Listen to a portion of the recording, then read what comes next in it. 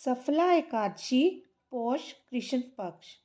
मोक्षदा एकादशी की उत्तम व्रत कथा का श्रवण कर भाव विभोर होकर अर्जुन बोले, हे भगवान, मोक्षदा एकादशी की व्रत कथा सुनकर मैं धन्य हुआ। हे दीन बंधु, अब कृपा कर पौष मास के कृष्ण पक्ष की एकादशी के विषय में बताएं। उस एकादशी का क्या नाम है, उस दिन किस देवता की पूजा होती है और उसके व्रत की विधि क्या है। कृपा कर ये सब आप मुझे विस्तार पूर्वक बताएं। श्री कृष्ण भगवान बोले, हे पार्थ, तुम्हारे स्नेह के कारण मैं तुम्हारे प्रश्नों का विस्तार सहित उत्तर देता हूँ। अब तुम इस एकादशी व्रत का महात्म्य सुनो। हे अर्जुन, इस एकादशी के द्वारा भगवान विष्णु को शीघ्र ही प्रसन्न किया जा सकता है। पौष माह के कृष्ण पक्ष की एकादशी का नाम सफला है। इस एकादशी के आराध्य देव नारायण हैं। इस एकादशी के दिन श्रीमन नारायण जी का विधिवत पूजन करना चाहिए।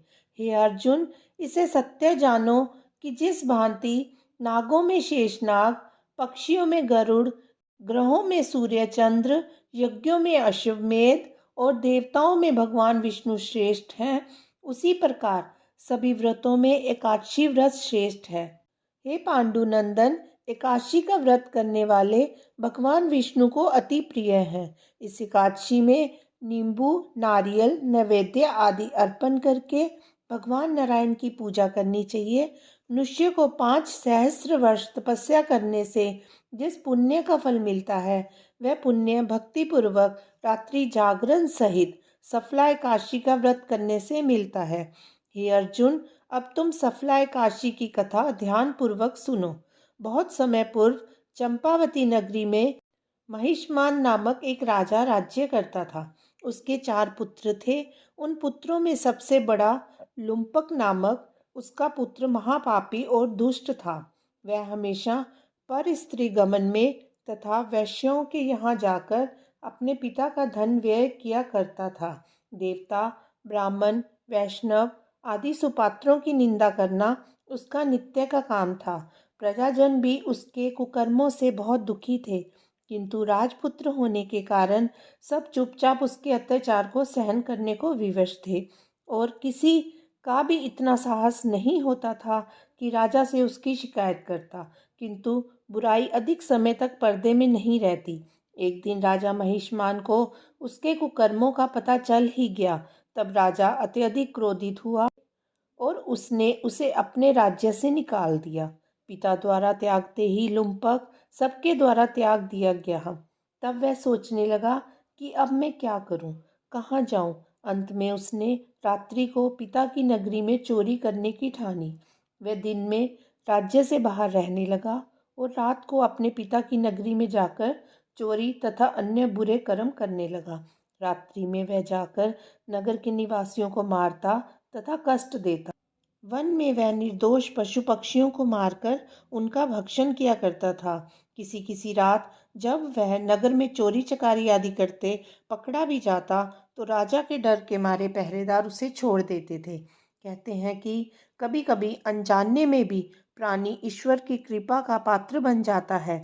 ऐसा ही कुछ लुम्पक के साथ भी हुआ। जिस वन में वह रहता था वह भगवान को बहुत प्रिय था। उस वन में एक बहुत पुराना पीपल का वृक्ष था तथा उस वन को सब लोग देवताओं का क्रीड़ा स्थल मानते थे। ऐसे पीपल वन में उसी पीपल वृक्ष के नीचे महापापी लुम्पक रहता था।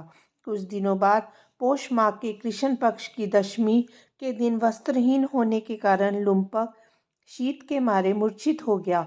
शीत के कारण वह रात्रि को ना सो सका और उसके हाथ पैर अकड़ गए। उस दिन वह रात्रि बड़ी कठिनता से बीती, परंतु सूर्य नारायण के उदय होने पर भी उसकी मूर्छा ना गई। वह ज्यों का त्यों पड़ा रहा। सफला एकादशी के मध्याह्न तक वह दुराचारी मूर्छित ही पड़ा रहा। जब सूर्य के तपने से उसे कुछ गर्मी मिली, तब मध्याह्न में कहीं उसे होश आया और अपने स्थान से उठकर गिरते पड़ते वन में भोजन की खोज में चल पड़ा। उस दिन वह जीवों को मारने में असमर्थ था, इसलिए जमीन पर गिरे हुए फलों को लेकर पीपल के वृक्ष के नीचे गया। तब तक सूर्य भगवान अस्ताचल को प्रस्थान कर गए। भूखे होने के बाद भी वह उन फलों को ना खा सका, क्योंकि कहाँ तो वह नित्य जीवों को मारकर उनका मांस खाता था और कहाँ फल।